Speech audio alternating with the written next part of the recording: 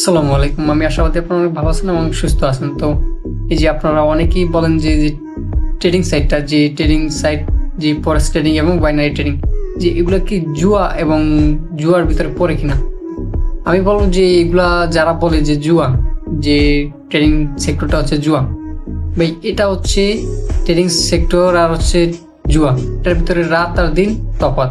তো আপনারা যে যারা বলতেছেন যে ট্রেডিং সাইটটা যে জুয়া এবং ট্রেডিং যে করে তাকে আপনি জুয়ারি বলতেছেন, তো এটা হচ্ছে আপনার মাইন্ডসেটের সমস্যা।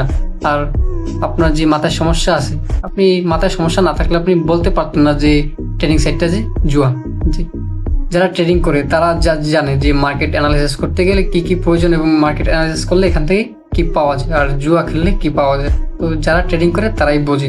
আর আপনি এখানে যে বলতেছেন ট্রেডিং সাইটটা যে জুয়া, তো এটা বুঝে শুনে বলেন, না বুঝে এখানে আপনার বলার রাইট নাই।